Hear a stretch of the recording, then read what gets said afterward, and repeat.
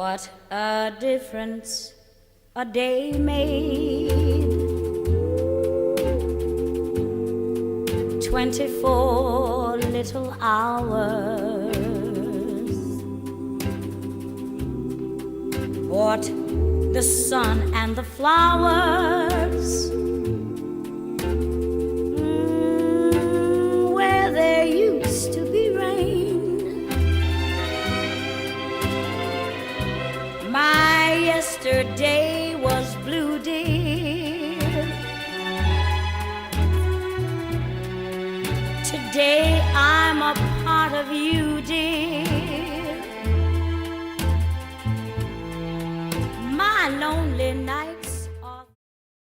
So Raw was in the magnificently vocal Chicago, Illinois this week.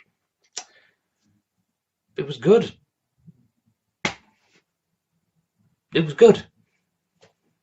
Raw was good. Apparently, they listened to us when we booed Goldberg, so they had him F5'd. They listened to us when we booed Roman Reigns, so they had him chokeslammed. They listened to us when we moaned about the cruiserweights, so they gave us Austin Aries. Good Raw. Let's review it. So Raw this week was great right from the outset. We started with Y2J Chris Jericho. Great to have him back on the screen. Quite a little bit of a promo about Kevin Owens, saying that he wants to know why Kevin Owens betrayed him. Kevin Owens comes out, also goes a little bit of a promo saying he doesn't need to tell him why. There's no explanation needed. Only that in his mind now, he's not bothered about the Universal title. He's going to claim his rematch later down the line. All he's focused on now is getting back at Chris Jericho and taking his title from him, obviously the United States title. I'll say at the same time that Chris Jericho was never his best friend. That hurt a lot of people. Not just Chris Jericho, that hurt a lot of people, including me. I was a little bit upset about that comment. That got me deep. I'm not gonna lie. They had a bit of a back and forth. Great chemistry between these two on the mic in particular, and in the ring, to be fair. But back and forth between these two on the mic, having a go at each other, eventually leading to a match at WrestleMania. And I loved the kind of way these guys were talking to each other, as if they knew that everyone knew they were going to have a match at WrestleMania. There was no messing about. There was no tiptoeing around it. Jericho just said, KO, I want you at WrestleMania. Kevin Owens said, put your title on the line. Jericho said, fine, let's do it. That was it. No nonsense. Let's have a match at WrestleMania. Okay, title on the line? Yeah, good. Let's go. WrestleMania, Y2J versus Kevin Owens is going to be a fantastic match, and I cannot wait. Following this, they continue the great opening with Kevin Owens not doing the whole heel teasing. I'm going to come down to the ring. No, I'm not. I'm coming down to the ring. No, not today. He went straight to the ring. Chris Jericho and Kevin Owens start battering the hell out of each other before being interrupted by Samoa Joe. Lovely addition as it pushes forward the whole speculation of Evolution 2.0 being Triple H, Kevin Owens, and Samoa Joe. Samoa Joe coming to Kevin Owens' rescue. They beat down to Chris Jericho for a while before Sami Zayn interrupts, goes at each other. They send Sami and Jericho versus Kevin Owens and Samoa Joe in a brawl going at each other. Sami Zayn and Chris Jericho getting the upper hand in the end with the equalizer, sending Samoa Joe and Kevin Owens packing. Teddy Long will be handing back his Hall of Fame ring because they didn't make a tag match, which was phenomenal and completely unpredictable and unexpected. Instead, we got two singles matches for the night. The first, Zayn versus Owens, always good. That was kicking off straight away. And then later in the night, Jericho versus Samoa Joe, both bound to be entertaining matchups. So yeah, great start to Raw. So as I said, we then got Sami Zayn versus Kevin Owens. What I liked about this match is they didn't make a big deal out of it. In the past, when these two have faced off on Raw, because the product is generally poor, they've made this the kind of big attraction of Raw. They didn't do this. It was just kind of a quick flash in the pan match. Let's throw you guys together. We know you can go. Have a fight. They did. Kevin Owens brought it. Obviously angry from last night at Fastlane, and he pretty much demolished Sami Zayn. Sami Zayn getting destroyed again. I'm hoping they've got something in line for Sami Zayn, and there's a reason for all these losses that he's having. But it's going a long time now. He's on a long losing streak.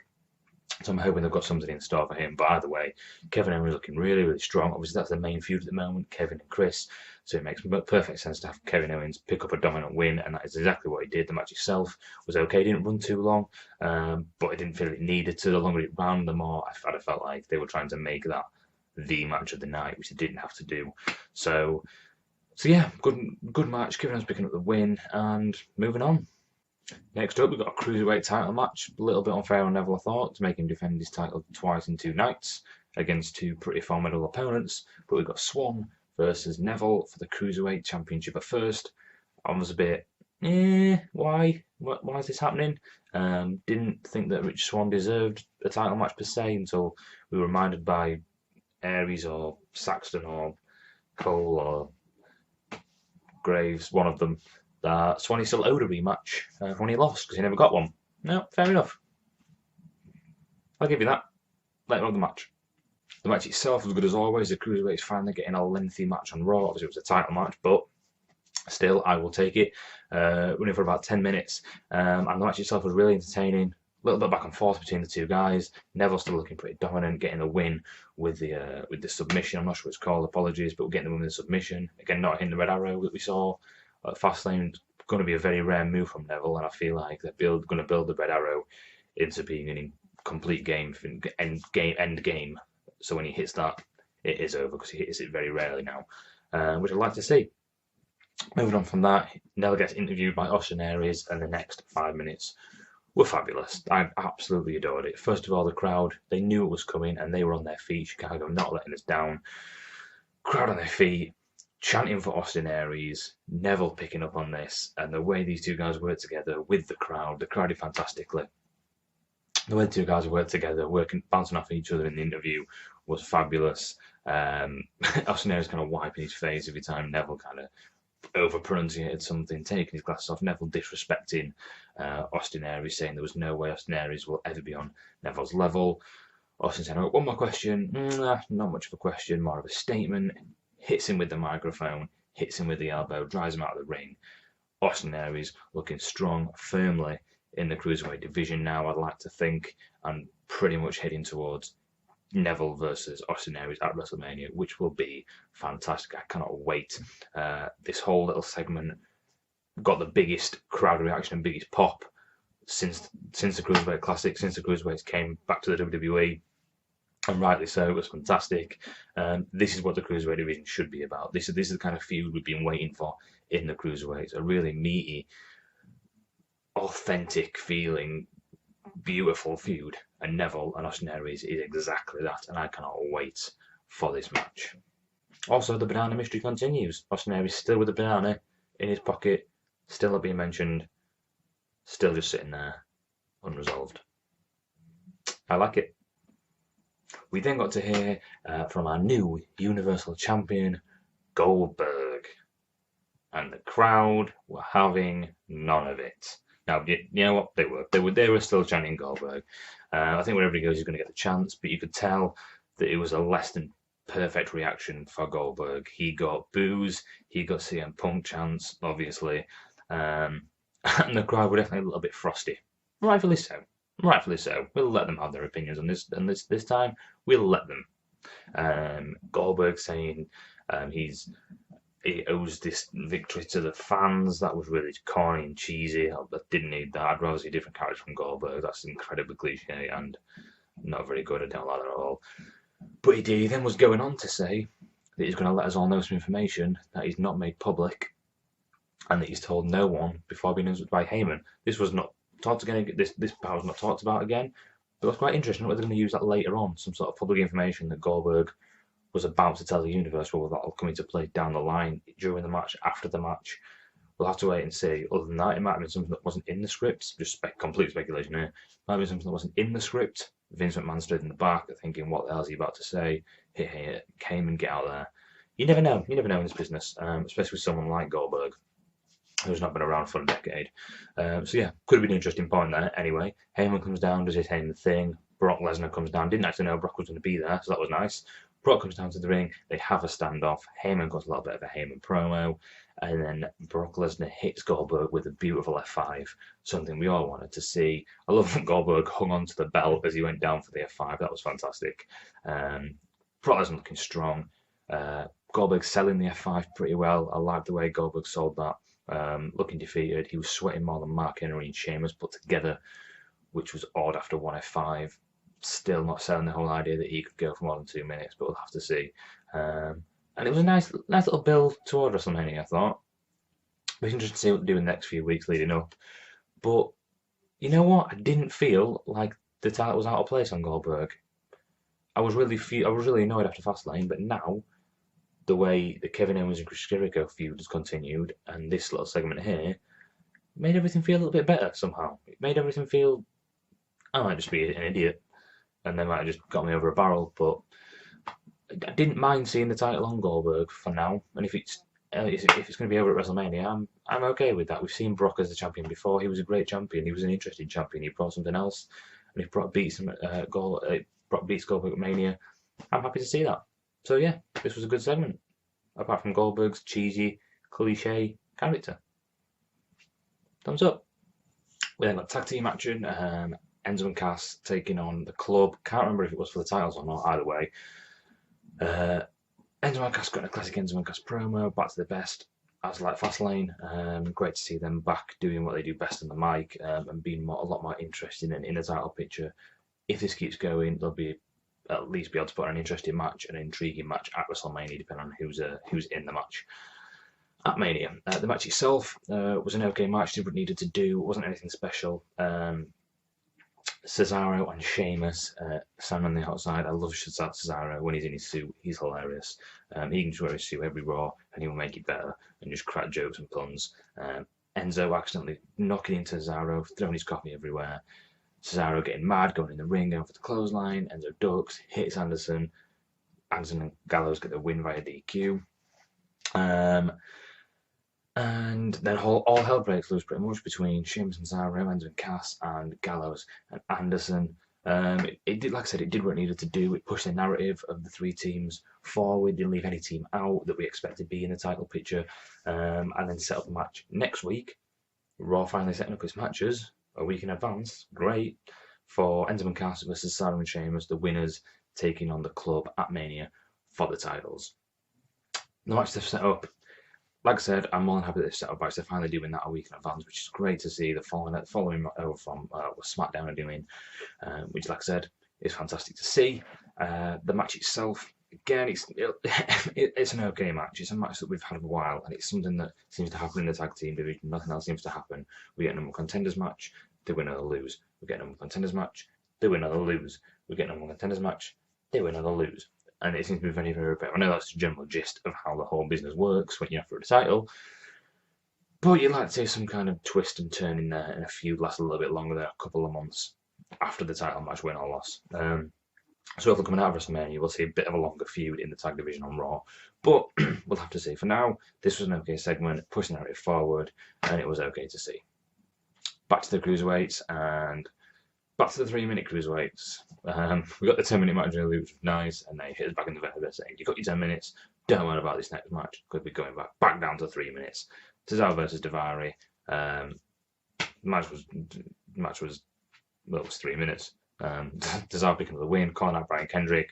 Kendrick comes to the top of the ramp, plugging 205 Live like a hero of his people, and then going off the stage, saying, "If you want to know the answer and you want to see this continue, tune into 205 Live." No one's going to do that, Brian. Not one person. Sorry. A little segment from New Day now. Obviously, they're still pushing the whole fact that New Day are the WrestleMania hosts. Have a little match with Shining Stars. It's about 2.5 minutes long. I think this is pretty much what we're going to get from New Day now. We're not going to get anything meaty in terms of storyline for these guys. It's going to be throwaway segments, entertaining nonetheless, but throwaway segments on the whole run into WrestleMania. I'd like to think they'll do something interesting with them, but I really don't think they will. I think they're happy just giving us these throwaway segments all the way up to WrestleMania for these guys until they host it, where hopefully something interesting will happen at Mania or a little bit after, maybe the Raw after. But yeah, this segment was what it was. Classic New Day, talking about ice cream and stuff. Quite excited to see what they pull out at Mania. I'm expecting a 50-foot ice cream, like a 50, not a plastic one, a 50-foot real ice cream. Would be quite cool. I'd enjoy seeing that. We've got the big box of Bootios, and I'd like to see the big ice cream. Yeah. Women next, and we start with Bayley in the ring getting interviewed by Mick Foley. I said on my Fastlane review how much of a diabolical mess the end of that match was. Bayley should have got disqualified, kept the title. Charlotte should have kept the streak. Bayley should have reacted differently to Sasha getting involved. It was just the whole match didn't make any sense. It was stupid. Tonight on Raw, in the interview, Bayley playing her character that we expected to play a lot better, saying she doesn't feel like she doesn't deserve the title, feeling like it's tainted. Mick Foley was saying, doesn't matter, you're in WrestleMania, stop complaining. Fair enough. Mick Foley also saying that Bayley now needs an opponent for WrestleMania. Sasha Banks comes down to the ring, says that her and Bayley will put on a phenomenal match, and they should go out at WrestleMania. Mick Foley sets that match up. He says, "Yeah, let's do it. Why not?" But yeah, okay. No. Charlotte comes down to the ring, claims that Sasha has only been helping Bayley because she doesn't believe Bayley can beat Charlotte, and if Charlotte does beat Bayley and gets the title back, Sasha won't get her opportunity as per the terms of their match at Roadblock. That made a lot of sense to me, and I was thinking something similar before Charlotte said that. I think that's quite a nice twist for the story of Sasha helping Bayley so she can beat Bayley. I like the aspect of Sasha, that if it's going down a heel turn route, of Sasha admitting some point that she'd been helping Bayley because she personally doesn't think she can beat Charlotte anymore, and she thinks she can beat Bayley, so she's helping her so she can beat her. I like that idea. Stephanie McMahon comes out, fed up of seeing her, to be honest. She doesn't need to be there. Fastlane, she was on the phone. That wasn't needed. I don't know why Raw are insisting that Steph always be involved somehow, but they are. Comes down to the ring, acts like a bitch, obviously. Gets CM Punk chance 24/7. Tries to shut them down in classic Steph fashion. Doesn't really work very well. And then sets up a match there and then between Sasha and Bayley. If Sasha wins, the match at WrestleMania is a triple threat match. Sasha versus Charlotte versus Bayley. If she loses, it's just Bayley versus Charlotte. This match was okay. We know he's going to put on a great match. We saw him at NXT Brooklyn, and it was a good match. They what needed to do. Sasha getting the win via a Charlotte interruption. At first, it made much sense. I don't know why Charlotte was getting involved. Bayley was pretty close to getting the ropes, and Charlotte got involved to try and either stop it or interrupt. I don't know, but Charlotte tried to get involved. It led to the win for Sasha Banks. So as of this moment, WrestleMania Women's Championship, Bayley versus Charlotte versus Sasha Banks. I'm assuming Nia Jax will be added later on. Don't know how it'll fit in. Sure, we'll find out next week or a couple of weeks down the line. But for now, this segment was okay. Did what it needed to do. Pushed the narrative forward. Made a whole lot more sense after the shambles at Fastlane. Still a bit pissed off that Charlotte lost the streak, which makes Mania a little bit less meaningful.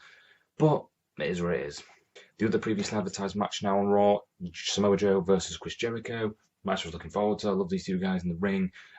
Jericho's persona since the Festival of Friendship has been great. He's now grown a beard out of nowhere, much like Heyman grew his beard after Brock got beat by Goldberg at SummerSlam. Jericho's now grew a beard. His hair's a little bit messy. Seems like he doesn't care very much. Seems quite aggressive, getting straight to the point. The match itself was a good match. Samoa Joe knocking Jericho out with a key clutch outside the ring and getting a count-out victory. It was a good way to end the match. There was no need to have either man pinned at this stage. Jericho needs to look strong going against Owens, and Joe needs to look strong in his general character that he's got at the moment. So the end of the match was probably the better way to end the match. I personally thought it didn't make Jericho look too weak by getting pinned, and they made Jericho look strong at the end by getting the code breaker and sending Joe on his way. So Joe looks strong, Jericho looks strong, everybody wins. Last segment of the night now, and we had heard rumours that Undertaker was going to be at Monday Night Raw, so we were pretty much expecting this, but it was still great. Start with Strowman in the ring calling out Roman Reigns, saying he wanted to finish what he started. Didn't really get that. He lost clean at Fastlane, much to our dismay, but nevertheless he did lose clean. There was nothing to finish. I didn't really understand why he was in the ring. I felt like they needed a way to get Taker down to the ring before Roman, or they didn't really know how to put it all together, the end segment, so they just started with Strowman. I was like, yeah, throw Strowman down there. So it was a bit out of place, Strowman being there. But did what he needed to do. Strowman getting hunted, not by Roman, but by Taker. I think it was a bit of an error, technical error, when Roman's music hit first, and then when Taker's hit music straight, his gong hit straight away. That didn't feel intended to me. I'm assuming they just pressed the wrong button there. and hit Roman's music first. Either way, Undertaker comes down to the ring. Bit of a stare down between Taker and Strowman. Strowman just backs away. He's like, I'm not having any of this. No, I'm a big guy, but you're the Undertaker, and I'm not stupid. I'm getting out of here. Goes out the ring, heads out the back. Undertaker turns around as he does. Dunna, dunna, dunna, dunna, dunna, dunna. Roman Reigns comes down to the ring, tells Undertaker, this is his yard now, this is my yard now. Undertaker just looks at the WrestleMania sign. Roman Reigns just looks at the WrestleMania sign. And then Undertaker just chokes the hell out of him. Because it's Roman Reigns. And if you want to get over, chokes on Roman Reigns. Undertaker leaves the ring in spooky fashion. As usual, he's the Undertaker. That's what he does. And we end Raw with Roman on the canvas. Undertaker with the fist in the air, looking hellish. Great end to Monday Night Raw. Overall, like I said, this Raw, it wasn't fantastic by any means, but it was a lot better than what we've been getting so far. I'm sure there'll be plenty of people still complaining about this Raw. There are people that will never be happy, but I see it for what it is. And this Raw was good. It developed plenty of stuff. We got Austin Aries, we got Taker out.